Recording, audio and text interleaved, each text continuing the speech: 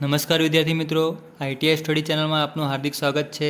આજે આપણે એમએમવી ટ્રેડના એટલે કે મિકેનિક મોટર વ્હીકલ ટ્રેડના પહેલા વર્ષના મોડ્યુલ 2ની ચર્ચા કરીશું। મોડ્યુલ 2 છે એન્જિનિયરિંગ મેઝરમેન્ટ। આગળ આપણે મોડ્યુલ 1 વર્કશોપ સેફ્ટી પ્રેક્ટિસની ચર્ચા કરી ચૂક્યા છીએ। જો તમે એ વિડીયો ન જોયો હોય તો ડિસ્ક્રિપ્શનની અંદર લિંક મૂકેલી છે, ત્યાંથી તમે જોઈ શકો છો। તો આજનો પહેલો પ્રશ્ન જોઈએ। મોડ્યુલ 2માં engineering measurement, which hand tool used for circular cut in sheet metal work, એટલે કે જે શીટ મેટલ હોય છે એની અંદર સર્ક્યુલર આકારે કટ કરવો હોય તો કયા પ્રકારના હાથોજાની જરૂર પડશે? આનો જવાબ આવશે મિત્રો બેન્ડ સ્નિપ। બેન્ડ સ્નિપ એક પ્રકારની કાતર હોય છે કે જે વર્તુળાકારમાં કટ કરશે શીટ મેટલની અંદર। આગળનો પ્રશ્ન જોઈએ। Which spanner used for zero setting in outside micrometer, એટલે કે જે માઇક્રોમીટર હોય છે આઉટસાઇડ માઇક્રોમીટર એની અંદર ઝીરો સેટિંગ કરવી હોય, ઝીરો એરર કરવી હોય તો કયા પ્રકારના પાનાની જરૂર પડશે? તો આનો જવાબ આવશે હુક સ્પેનર। તમે જે માઇક્રોમીટરનું બોક્સ જોયું હશે તો એની અંદર એક આ રીતનું પાનું હશે, એ પાનાને કહેવામાં આવે છે હુક સ્પેનર, કે જે માઇક્રોમીટરની અંદર એરર દૂર કરવા માટે ઉપયોગી થાય છે। આગળનો પ્રશ્ન જોઈએ। What is the name of caliper? આકૃતિમાં અહીં જે કેલિપર દેખાઈ રહ્યું છે એ કેલિપર કયા નામે ઓળખાય છે? તો હિલ ટાઈપ જેની કેલિપર આનો જવાબ આવશે। આગળનો પ્રશ્ન જોઈએ। What is the name of plier? Plier એટલે કે પકડ। તો જે આકૃતિમાં તમને પકડ દેખાઈ રહ્યું છે એ પકડ કયા નામે ઓળખાય છે?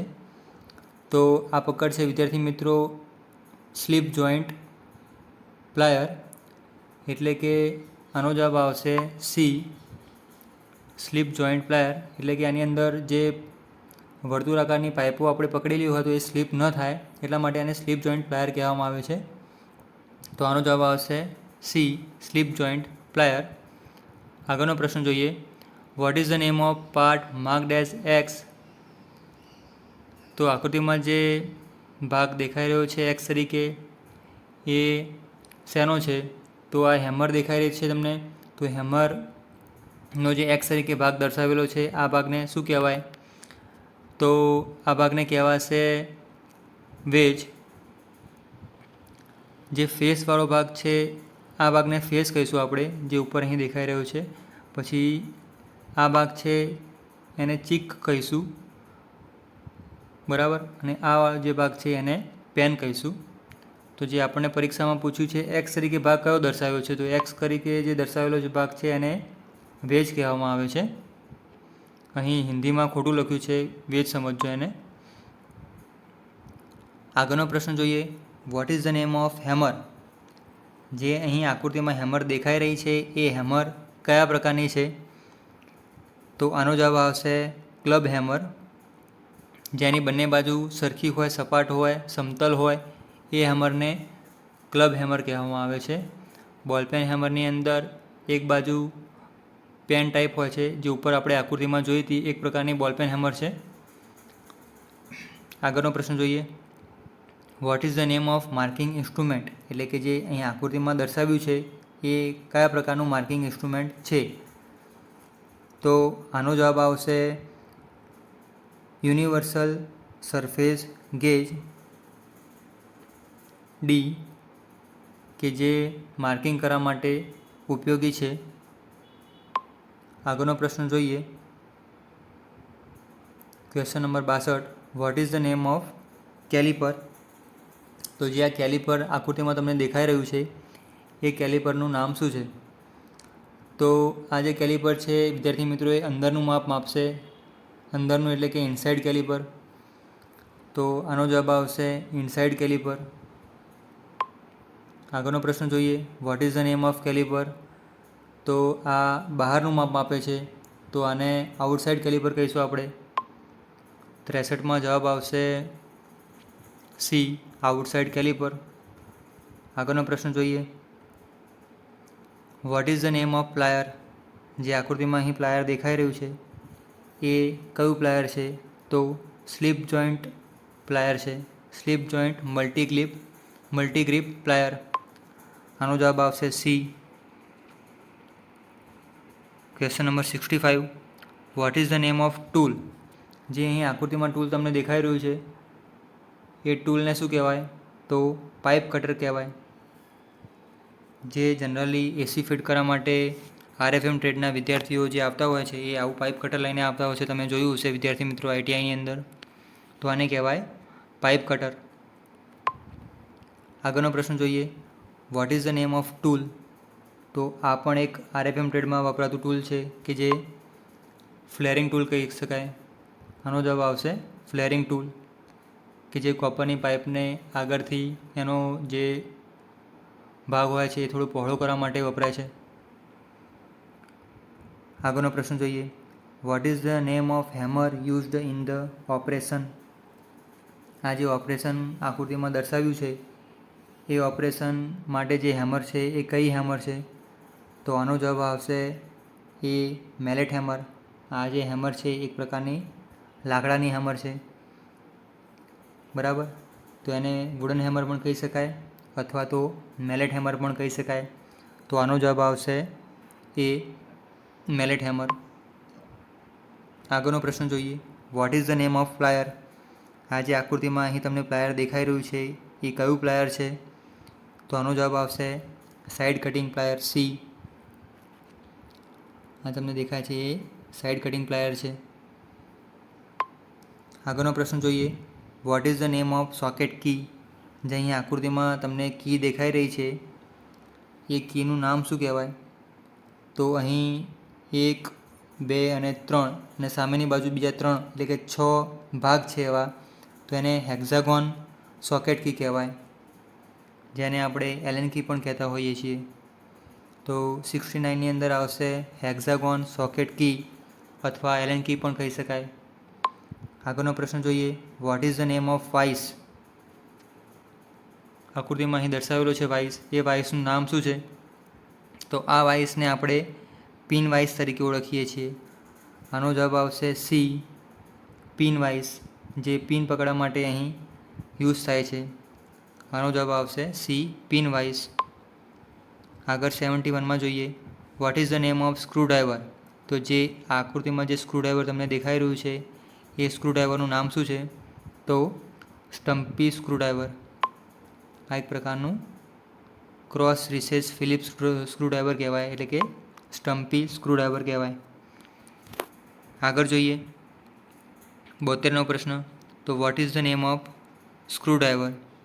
આ સ્ક્રૂડ્રાઈવરનું નામ શું છે? તો ક્રોસ રિસેસ સ્ક્રૂડ્રાઈવર. અહીંયા વચ્ચે ગેપ હોય છે એના માટે એટલે એને રિસેસ કહેવામાં આવે છે. એટલે આનો જવાબ આવશે ક્રોસ રિસેસ સ્ક્રૂડ્રાઈવર. આગળનો પ્રશ્ન જોઈએ. Which gauge is use to check the inflation of tyre? એટલે કે ટાયરમાં જો હવા ચેક કરવા માટે કયા પ્રકારનો ગેજ વપરાય છે?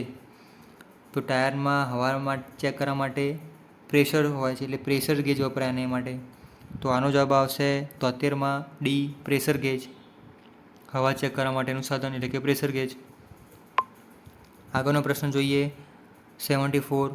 Vote is the smallest reading of vernier caliper? એટલે કે જે વર્નિયર કેલિપરનું તમે પ્રેક્ટિકલ ITIમાં શીખ્યા હશો એ વર્નિયર કેલિપરની જે ઓછામાં ઓછી માપન શક્તિ કહીએ, લઘુત્તમ માપ કહીએ, એને આપણે શું તરીકે ઓળખીએ છીએ? તો એને આપણે LC કહીએ છીએ, એટલે કે લિસ્ટ કાઉન્ટ કહીએ છીએ, જેને આપણે ગુજરાતીમાં લઘુત્તમ માપ પણ કહેતા હોઈએ છીએ. તો આનો જવાબ આવશે least count, smallest reading of vernier caliper. Vernier કેલિપરનું નાનામાં નાનું માપ. સી જવાબ આવશે આનો. આગળનો પ્રશ્ન 75માં જોઈએ. તો which one is the indirect measuring instrument? એટલે કે જે આમાંથી નીચેનામાંથી કયું એ ઇનડાયરેક્ટ મેઝરિંગ ઇન્સ્ટ્રુમેન્ટ છે, અપ્રત્યક્ષ માપન યંત્ર છે, કે જે ડાયરેક્ટ માપ આપણને આપતું નથી? તો આનો જવાબ આવશે બી ઇનસાઇડ કેલિપર.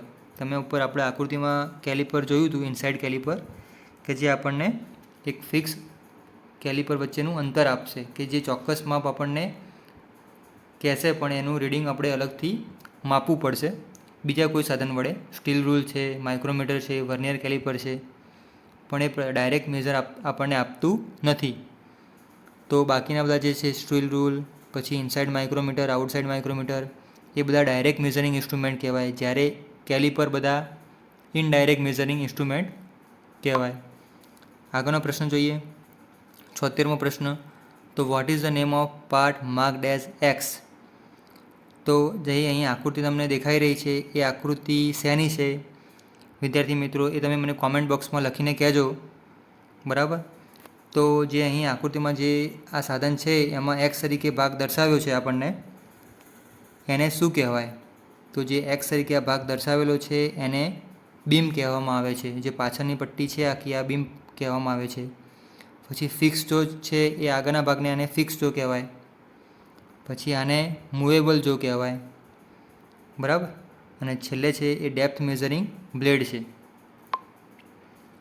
આગળનો પ્રશ્ન જોઈએ 77માં. તો what is the name of part marked as x? તો જે અહીં આકૃતિ તમને દેખાઈ રહી છે એની અંદર જે એક્સ તરીકે ભાગ દર્શાવ્યો છે, આર્યો ભાગ, એ ભાગને શું કહેવાય? તો આનો જવાબ આવશે વિદ્યાર્થી મિત્રો સ્ટોક. સ્ટોક જવાબ આવશે. આગળનો પ્રશ્ન જોઈએ, what is the name of part marked as x? જે અહીં આકૃતિ તમને દેખાઈ રહી છે એ શેનો ભાગ છે? માઇક્રોમીટરનો ભાગ છે. તો આ માઇક્રોમીટરની અંદર એક્સ તરીકે આપણને જે ભાગ દર્શાવ્યો છે એ ભાગને શેના તરીકે આપણે ઓળખીએ છીએ? તો સ્પિન્ડલ લોક નટ. આનો જવાબ આવશે ડી આવશે, સ્પિન્ડલ લોક નટ. જે અહીં ભાગ દેખાઈ રહ્યું છે એને આપણે સ્પિન્ડલ કહીએ છીએ, અને જે આ ભાગ છે એને સ્પિન્ડલ લોક નટ કહીએ છીએ. આગળનો પ્રશ્ન જોઈએ 79માં. તો what is the name of bevel graduate sleeve of outside micrometer? એટલે કે જે આઉટસાઇડ માઇક્રોમીટર હોય છે એની અંદર જે બેવેલ ગ્રેજ્યુએટ સ્લીવ હોય છે એને આપણે શું કહીએ છીએ? તો આનો જવાબ આવશે વિદ્યાર્થી મિત્રો થિમ્બલ. ડી, થિમ્બલ કહીએ છીએ. આગળનો પ્રશ્ન જોઈએ, વોટ ઇઝ ફ્લેરિંગ? ફ્લેરિંગ શું છે? આપણે આ ઉપર ફ્લેરિંગ ટૂલ જોઈ ગયા, તો એ ફ્લેરિંગ ટૂલનું કામ શું હોય છે? ફ્લેરિંગ શું હોય છે? તો આનો જવાબ આવશે increase the diameter of tube and. એટલે કે જે ટ્યુબનો એક એન્ડ હોય છે એનો ડાયામીટર એટલે કે એનો વ્યાસ મોટો કરવો, ઇન્ક્રીઝ કરવો, એ એનું ફ્લેરિંગનું કામ હોય છે, ફ્લેરિંગ ટૂલનું કામ હોય છે. આગળ 81માં જોઈએ, which plier use for bending narrow strips of thin metal sheet? એટલે કે કયા પ્રકારનું પ્લાયર એ મેટલ શીટને થિન સ્ટ્રીપ્સની અંદર કન્વર્ટ કરે છે? એટલે કે સ્ટ્રીપ્સને જો થિન રીતે મોડવી હોય તો એ એને મોડવામાં મદદ કરે છે. તો આનો જવાબ આવશે ફ્લેટ નોઝ પ્લાયર. 81ની અંદર શું આવશે વિદ્યાર્થી મિત્રો? Flat nose plier. બાકી બધાના પ્લાયર એ થિન પટ્ટી વાળવા માટે કામમાં આવશે નહીં. આગળનો પ્રશ્ન જોઈએ, તો which type of socket spanner can be turn to an angle? એટલે કે આમાંથી કયા પ્રકારનું એવું સોકેટ સ્પેનર છે કે જે એંગલની અંદર પણ આપણે કામ એનું કરી શકીશું? તો આનો જવાબ આવશે સ્વિવેલ સોકેટ સ્પેનર, કે જે એંગલની અંદર પણ કામ કરવા માટે વપરાતું હોય છે. આગળનો પ્રશ્ન જોઈએ 83. Which tool use to tighten the nuts and bolts a recommended tightness? એટલે કયા પ્રકારના ટૂલની મદદથી આપણે જે નટ અને બોલ્ટને ટાઈટ કરતા હોઈએ છીએ એ જે રિકમેન્ડેડ છે, જે અનુશંસિત છે કે જે આ પ્રમાણે એને ટાઈટ કરવી પડે, એ એના મદદથી ટાઈટ થઈ જશે. કયા પ્રકારનું ટૂલ છે વિદ્યાર્થી મિત્રો? તો આ છે ટોર્ક રેન્ચ. ટોર્ક રેન્ચની મદદથી આપણે ચોક્કસ ટાઇટનેસવાળું માપથી એને આપણે ટાઈટ કરતા હોઈએ છીએ બોલ્ટ અને નટને. તો એ જવાબ આવશે ટોર્ક રેન્ચ. નેક્સ્ટ ક્વેશ્ચન જોઈએ 84. તો what is the use of ball peen hammer head? એટલે કે જે બોલપેન હેમર આપણે ઉપર આકૃતિ જોઈ હતી, એ બોલપેન હેમરનો જે હેડ હોય છે એ હેડ શું કામમાં આવે છે? તો આનો જવાબ આવશે spread the metal in all direction. એટલે કે જે મેટલ હોય છે એને બધી જ દિશાઓમાં ફેલાવવા માટે યુઝ થાય છે. આગળનો પ્રશ્ન જોઈએ 85. Which metal tube is used for single thickness flare? એટલે કે કયા પ્રકારનું કઈ મેટલ છે કે જે આપણે એક સિંગલ થિકનેસ ફ્લેરની અંદર આપણે યુઝ કરતા હોઈએ છીએ? તો આનો જવાબ આવશે વિદ્યાર્થી મિત્રો કોપર, તાંબુ આવશે, કે જે આપણે એક સિંગલ થિકનેસ ફ્લેરની અંદર એ મેટલને આપણે યુઝ કરતા હોઈએ છીએ, કોપરને. આગળનો પ્રશ્ન જોઈએ. હાઉ ધ હેમર્સ આર સ્પેસિફાઈડ, એટલે કે જે હેમર હથોડીઓ હોય છે એ હથોડીને આપણે શેના વડે સ્પેસિફાય કરતા હોઈએ છીએ કે આપણે આ હેમર લેવી છે? તો આગળનો ઓપ્શન જોઈ લઈએ. તો આનો જવાબ આવશે વેટ એન્ડ શેપ, એટલે કે વજન અને એના આકારના આધારે આપણે હેમરને વર્ગીકૃત કરતા હોઈએ છીએ. આગળનો પ્રશ્ન જોઈએ. Which type of chisel use to remove access metal from welded joint, એટલે કે કયા પ્રકારની ચીઝલ છે કે જે આપણે વધારાનું જો મેટલ વેલ્ડિંગ કર્યા પછી દૂર કરવું હોય તો એ મદદરૂપ થતી હોય છે? તો આનો જવાબ આવશે ફ્લેટ ચીઝલ. તો ફ્લેટ ચીઝલની મદદથી આપણે વધારાનું જે એક્સેસ મટીરિયલ હોય છે વેલ્ડિંગ કર્યા પછીનું એ આપણે દૂર કરતા હોઈએ છીએ, ફ્લેટ ચીઝલ. આજે હિન્દીમાં અમુકમાં પ્રશ્નોમાં ખોટું લખેલું છે એટલે ફ્લેટ ચીઝલ સમજજો. આગળનો પ્રશ્ન જોઈએ. Which instrument is use to check the right angle, એટલે કે રાઇટ એંગલ જોવું હોય, કાટખૂણો જોવો હોય તો નીચેનામાંથી કયા પ્રકારનું ઇન્સ્ટ્રુમેન્ટનું મદદ લઈશું આપણે? તો આનો જવાબ આવશે ટ્રાય સ્ક્વેરની મદદથી આપણે ચોક્કસ રાઇટ એંગલ છે કે નહીં એ ચેક કરીશું. આગળનો પ્રશ્ન જોઈએ. 89મો પ્રશ્ન.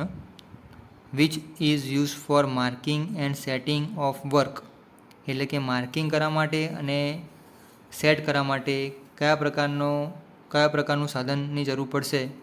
તો આમાં વી બ્લોક જવાબ આવશે. વી બ્લોકની મદદથી આપણે અમુક ચોક્કસ વર્કને ચોક્કસ માર્કિંગ કરવા માટે અને સેટિંગ માટે યુઝ કરતા હોઈએ છીએ. આગળનો પ્રશ્ન જોઈએ. What is the purpose of angle plate, એટલે કે એંગલ પ્લેટનો આપણે યુઝ શેના માટે કરીએ છીએ? તો શેના માટે? માર્કિંગ કરવા માટે યુઝ કરીએ છીએ. 91માં જોઈએ. What is the purpose of half round chisel, એટલે કે જે હાફ રાઉન્ડ ચીઝલ હોય છે, અર્ધ ગોળાકાર છીણી હોય છે, ચીઝલ એટલે કે છીણી, તો એ હાફ રાઉન્ડ ચીઝલનો ઉપયોગ શેના માટે થાય છે? તો આનો જવાબ આવશે કટ કર્વ ઇન્ટુ ગ્રુવ્સ, એટલે કે જે ઘુમાવદાર ખાંચા કટ કરવા માટે આ પ્રકારની ચીઝલનો ઉપયોગ થતો હોય છે, હાફ રાઉન્ડ ચીઝલનો. કટ કર્વ ગ્રુવ્સ જવાબ આવશે આનો. આગળનો પ્રશ્ન જોઈએ 92માં. તો which screwdriver is used in blind space, એટલે કે કયું સ્ક્રૂડ્રાઈવર છે કે જે બ્લાઇન્ડ સ્પેસની અંદર યુઝ થશે, એનો ઉપયોગ થશે? તો આનો જવાબ આવશે offset screwdriver, B offset screwdriver. આગળનો પ્રશ્ન જોઈએ. What is the purpose of cross peen in the hammer, એટલે કે જે હેમર ક્રોસ પેન પ્રકારની હોય છે એ ક્રોસ પેન હેમરનો ઉપયોગ શું થતો હોય છે? તો spread the metal in one direction, એટલે કે જો મેટલને સ્પ્રેડ એક જ ડાયરેક્શનમાં આપણે સ્પ્રેડ કરવી હોય તો એની માટે આપણે ક્રોસ પેન હેમરનો ઉપયોગ કરતા હોઈએ છીએ. નેક્સ્ટ ક્વેશ્ચન જોઈએ. Which refers the size of hexagonal એનલ કી, એટલે કે હેક્ઝાગોનલ એનલ કીની સાઇઝ રિફર કરવા માટે આપણે શું રિફર કરતા હોઈએ છીએ? તો આનો જવાબ આવશે સાઇઝ એક્રોસ ધ ફ્લેટ, એટલે કે એની કઈ બાજુથી એની જે આખી ફ્લેટ સાઇઝ ગણીએ, કેટલા એમએમની છે એલન કી, 3 એમએમની છે, 5 એમએમની છે, 10 એમએમની છે, તો એના પ્રમાણે આપણે એને વર્ગીકૃત કરતા હોઈએ છીએ, રિફર કરતા હોઈએ છીએ. આગળનો પ્રશ્ન જોઈએ 95.